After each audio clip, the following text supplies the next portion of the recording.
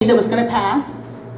And in the last hours, before they all went home for Christmas in December of 2009, it passed within hours from the Senate, cut and paste job, out of the General Assembly. That right there was the gateway. All data can flow wherever it needs to go as long as there's an educational purpose.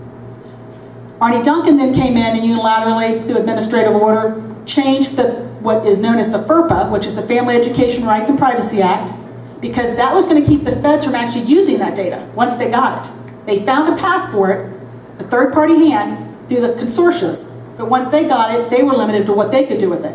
So he changed it, and basically the wording now is that anybody who uses the right language and can say they have an educational purpose for this data gets it. That's for-profit, non-profit, government, department, whomever is allowed to have access to that data. And the student nor the parent has to be notified or advised. And again, remember, the student data cannot be protected because we already saw the governing document that said we will give whatever we have to whomever at Park to stay in compliance. This is what I call the Gates Education Corporation, but he doesn't get all the credit, quite honestly, because this is a 20-year flow chart. This began with standards-based reform back in the Clinton era. But the thing that you'll notice in all these rectangles, all these shapes, all these flow arrows, is everybody that's on this has politically or financially benefited from Common Core or from education reform at the federal level. What you won't find on that chart, just like you won't find the Obamacare chart, is you won't find the word student and you won't find the word parent. So this is all for the kids and it's all about education, but they're not noted anywhere. The National Sexuality Education Standards. And I can guarantee you that an educator would say, oh, we don't have that in Ohio. We're not going to have that in Ohio. And that's definitely what you're going to have the state board. Well, they're fooling themselves, okay? We're also not going to have new science standards either. I'll show you that it's definitely here. One of the books that's come into question regarding the National Sexuality Standards is a book called It's Perfectly Normal. It's pretty much advised for the 4th grade. It has, while it is all cartoon, it's very graphic cartoons. There is a lot of messaging that's in that book in terms of, your religion may tell you this is wrong, but hence the title, It's Perfectly Normal. Your mom and dad might tell you that that's bad behavior, but it's perfectly normal behavior. And this outlines everything from what we consider natural intercourse to deviant intercourse to HIV, to AIDS, STDs, you name it. It's all in here because that's the idea of them growing up normal. This, as you'll notice, is a screen image from the Scholastic site for teacher resources for 4th grade. Because that book supports the National Sexuality Standards for 4th grade. Here's the rubric for kindergarten through 2nd grade.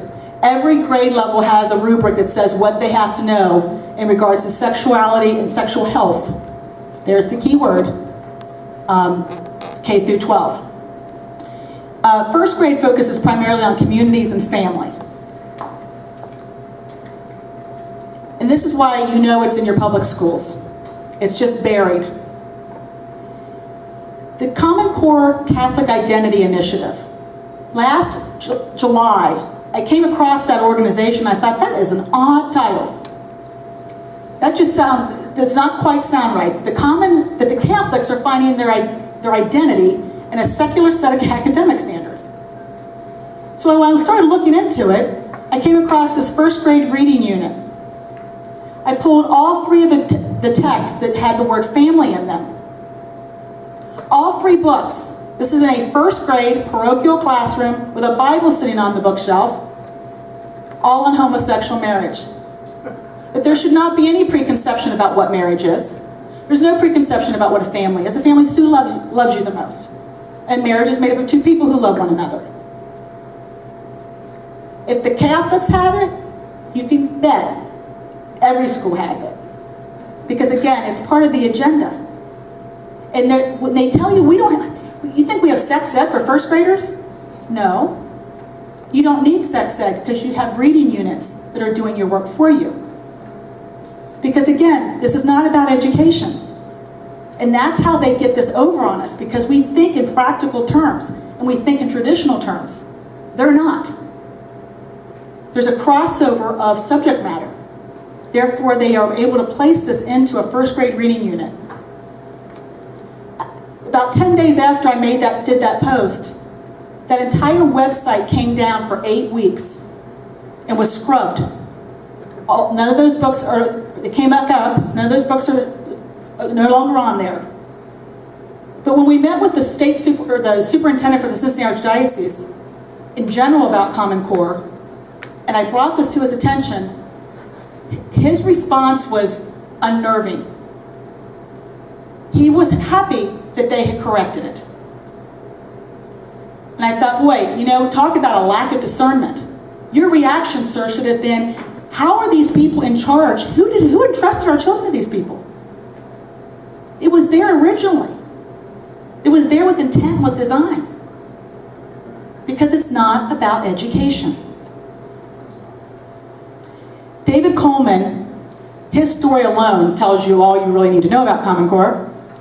David Coleman was a McKinsey consultant, same McKinsey that advised Enron. He applied for a math teacher job in a New York high school and was denied the position. He has no background in education whatsoever.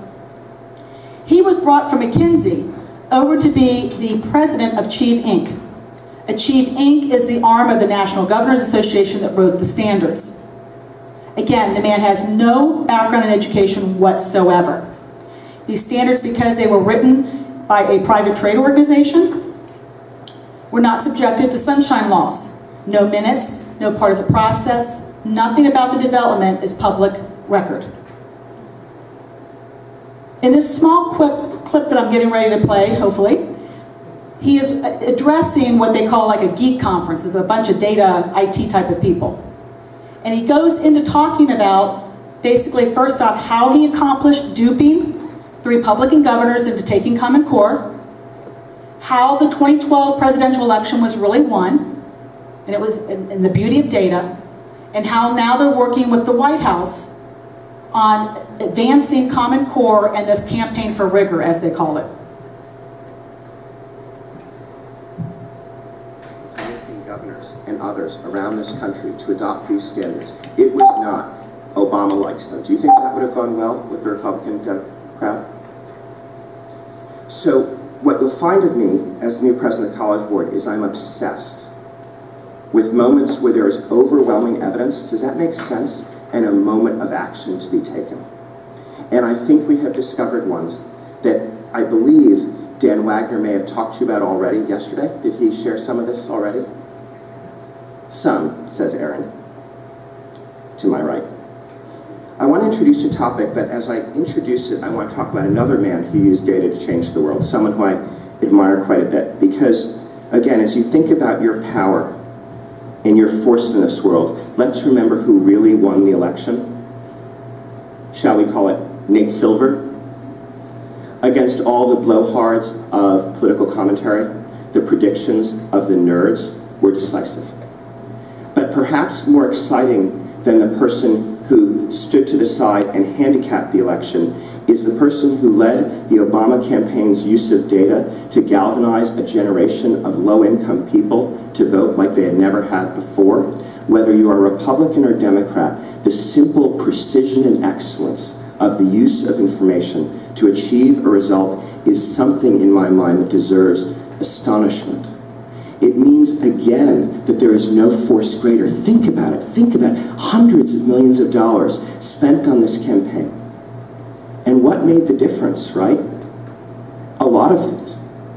But this incredible precision and insight gained from data, not only knowing where people are, but testing various interventions, seeing what works, keeping focused on delivering them. And that, of course, is Dan Wagner, who led the analytics for the campaign. So hooray.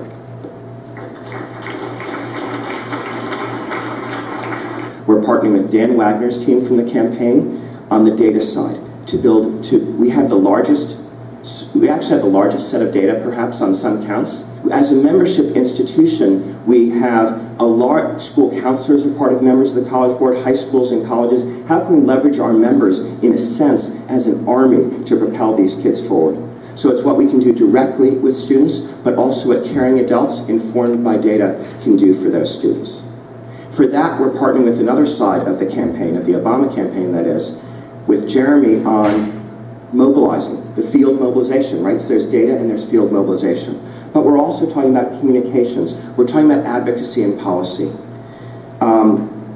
We met the other day on their invitation with the White House because they saw that we were beginning to take the lead on this issue, and they saw an opportunity for this country to get something done.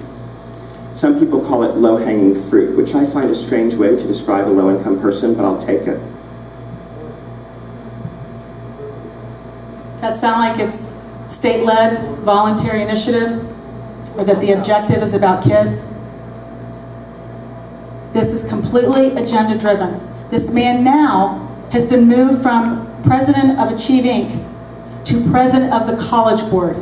The significance of that being, he now is the one in charge of the SAT and advanced placement courses, which is how they are able to coerce in now all of your private school students and your homeschoolers, because this SAT is now aligned to the Common Core standards. So you are at a disadvantage at a college entrance exam if you are not being prepared through Common Core curriculum. Now that's pretty telling that they align the SAT to the Common Core. The SAT is a cognitive test, somewhat like an IQ test, a reasoning test. If in fact you really believed in these standards and your objective was truly honest, you would want those SAT scores to be static, so that as the years progress and as these wonderful standards produce higher outcomes, you would have apples to apples comparison. Well, now you don't. Not only that, but you would not have to modify a cognitive test because you've improved your standards. You would only have to modify the test if in fact you had modified the standards from academic standards to an agenda-driven standard. That's the only explanation for it. And again, consider the man in charge. A man with no academic or education background whatsoever. So who helped get us here? Okay, there's always the money trail. Everybody's familiar with Bill Gates? Well, the Thomas B. Fordham Institute was headquartered in Cleveland. They are the biggest cheerleader in Ohio and have been a part of Ohio's reform for 20 years, just the same as the standards-based reform. They were the ones that went in every state and supposedly evaluated the math and ELA standards and graded them in comparison to the Common Core. Even though the Common Core has never been tested, proven anywhere, it was simply their subjective assessment as to where the states fared. In the foreword, it tells you everything you need to know about the fact that the Fordham Institute is not an honest broker. They said, as longtime supporters of national standards and tests, we're excited by the possibility this creates. So they were already national test and national standards cheerleaders. They got paid to do these assessments from the Gates Foundation. They got paid to help implement the standards. Checker Finn, president of Fordham at the time, testified in the Michigan House that, as you know, the Gates Foundation paid for the development of the Common Core standards. There's no disputing that. That is a Common Core supporter stating that. Okay? We are not some ill-informed, or as I've been called, product of the internet, I think is what Peggy Lehner called me. I'm misinformed, I'm ill-informed, I'm basically just up there to cause trouble. I got news for the Ohio legislature. I've got better things to do. Jeb Bush, getting back to the fact that this is not partisan.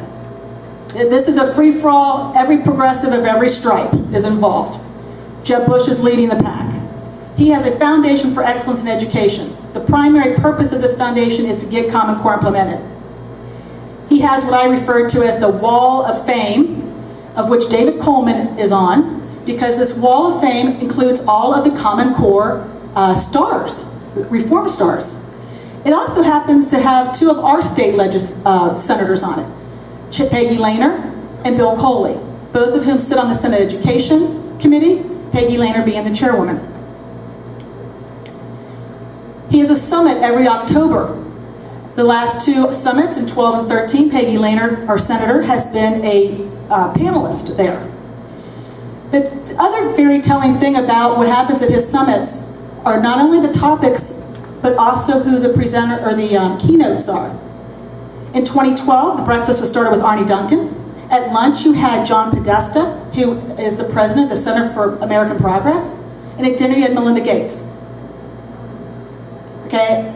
No one that anybody would say was on the conservative side of things, or even slightly right of center. Okay, but this is Jeb Bush's foundation. And if John Podesta, if his name doesn't ring a bell, he has now been put in charge. He was Clinton's chief of staff. He's now in charge of the NSA review. 2013. This would be funny if it was not absolutely heartbreaking. The strategy session that was going on while healthcare.gov was melting down. Strategy session 11, RX for schools, lessons for education from the healthcare sector. And that is really important, as you'll see in the next couple slides.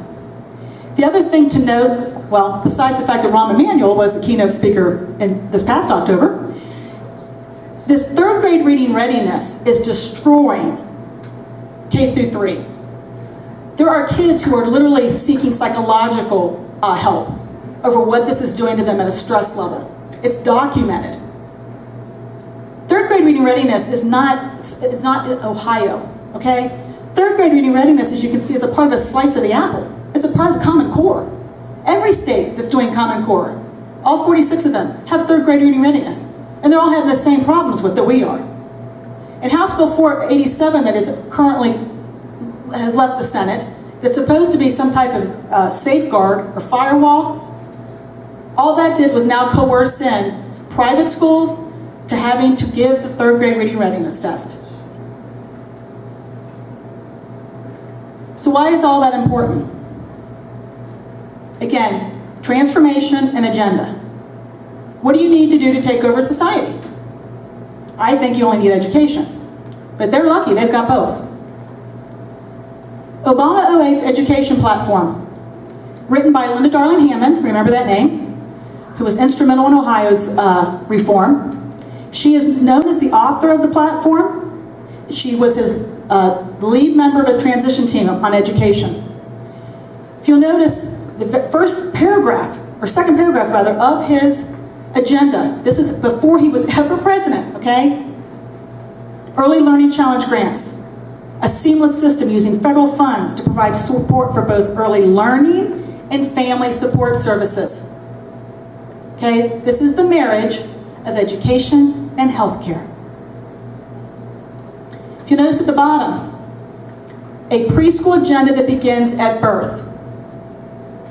They can't get them soon enough. Okay? That again, that's what this is about. 0 to 5. Universal preschool sounds great. That's because if it's universal preschool, it's publicly funded. And that child and that child's data belongs to the state. This is an image right out of John Kasich's grant that he wrote to get the Early Learning Challenge, $70 million. If you'll notice, he wants to realize his vision of a seamless birth to 20 education system. You've heard that word before too. That's what Mark Tucker talked about in 1992, a seamless web. The U.S. Department of Education, you can find it incessantly on their site. And Obama called it the same thing, a seamless system, in his 08 campaign. Unlike the Race to the Top K through 12 grant, the Race to the Top Early Learning Challenge grant required all of those department heads versus the 4. But if you'll notice, most of the departments have nothing to do with education. Because this is a collaborative effort with the HHS, Kathleen Sebelius, and Arne Duncan. Because again, it's no longer education or healthcare, it's child development. You'll notice, Race to the Top, right at the top, this is supposed to be about education. The purpose of this is to prepare 0 to 5 for the Common Core standards. They're going to do that through quadrupling poverty programs, expanding Medicare, pushing universal preschool. Technically, within 2 generations, you've got every single person every bit of their data from the moment they're born until they're buried, cradle to grave. It talks about building a child link system. It's going to access the student longitudinal data system that begins with kindergarten.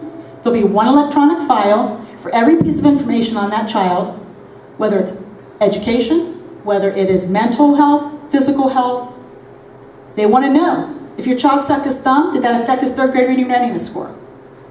Honest to God, that is the data points that they're matching. These are some of the excerpts of where it's mentioned about Linda Darling Hammond in Ohio.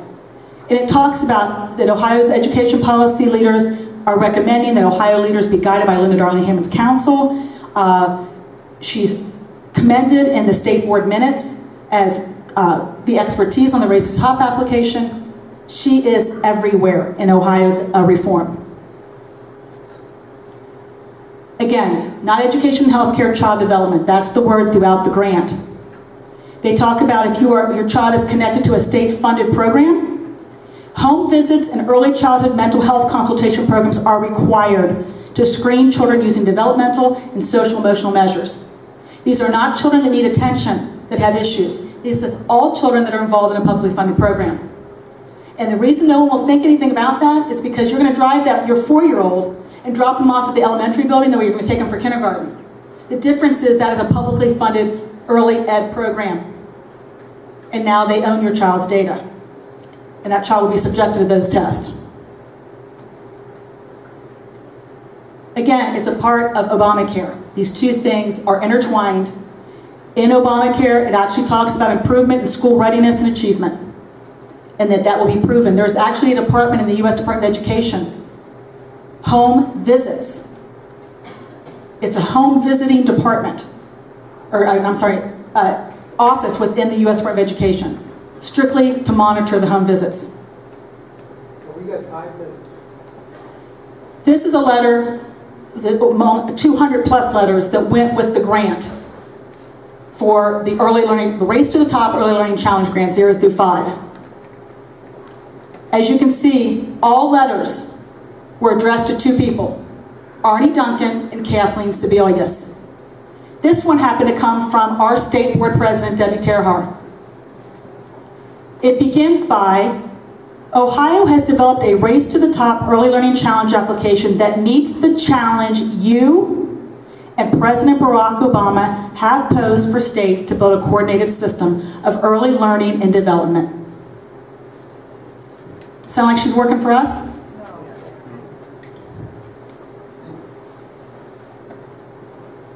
And this is ultimately what it is, everybody. When we talk about our children, they're talking about human capital.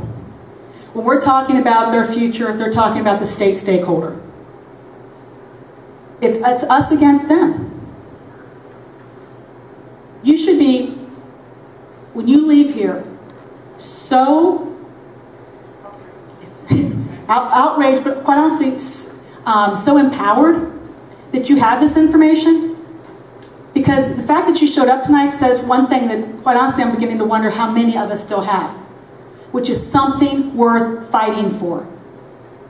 Okay, if this doesn't get people up off their couch, parent, grandparent, or just citizen, American, nothing's going to, because this is it. Once they cross this line, once we allow them to fully implement this, there is no turning around. Absolutely not.